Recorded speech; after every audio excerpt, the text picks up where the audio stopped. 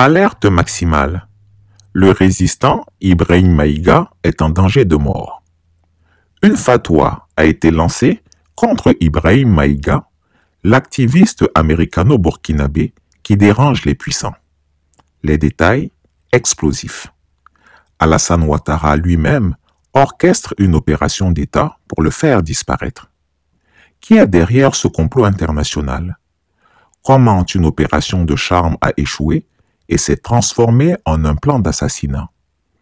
Tous les détails d'une opération homo menée par une poignée de fidèles du régime Ouattara vous seront révélés. Une enquête exclusive a coupé le souffle. Exclusivement sur notre chaîne YouTube, la Christiapi News. Publication prévue mercredi 29 janvier 2025. Je répète, une enquête exclusivement sur notre seconde chaîne YouTube, Christiapi News, dont vous voyez l'adresse à l'écran. Publication prévue mercredi 29 janvier 2025 à 8h30 GMT. Restez connectés. L'histoire est plus sombre et plus choquante que ce que vous imaginez. Le problème de la Côte d'Ivoire avec moi est simple.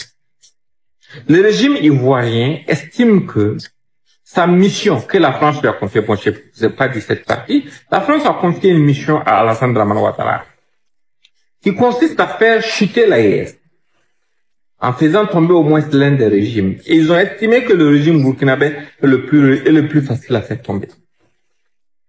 Maintenant, ils ont eu plusieurs tentatives. À toutes les tentatives, ils ont estimé que je suis l'un des grands obstacles au succès de leur projet.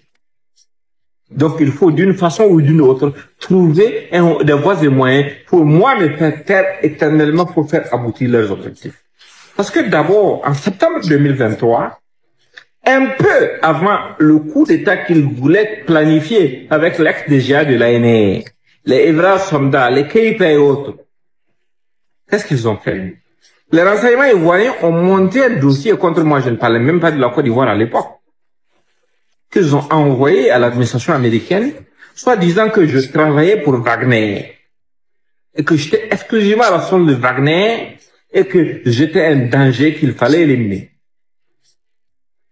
Ça n'a pas pris. Et qu'est-ce qu'ils ont fait après ça? Ils m'ont envoyé le frère d'un des généraux de Alassane Dramane Ouattara en Côte d'Ivoire, qui me contacte subitement pour dire qu'il vient aux États-Unis et qu'il avait besoin de me voir. Mais j'ai vu le piège, je l'ai décelé très rapidement. Parce qu'ils avaient deux plans sur la table. Soit ils poussaient les Américains à me faire arrêter, parce que pour eux, je ne suis pas suffisamment américain, mais c'est là où ils se trompent. Je ne vais pas rentrer dans les détails. Ou ils envoyaient quelqu'un qui prenait le risque de me faire empoisonner pour que je meure, comme ce qu'ils ont fait à d'autres activistes.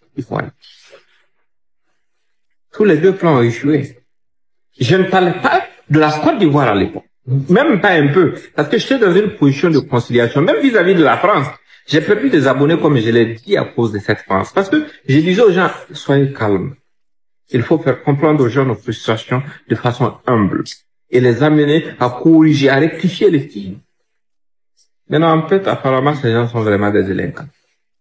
Mais aujourd'hui, je vais les faire preuve d'une délinquance sans limite. Ils disent que je suis mauvais, que je suis un danger pour la Côte d'Ivoire. Moi, je suis devenu un danger pour la Côte d'Ivoire depuis quand? Christiapi ne ment pas.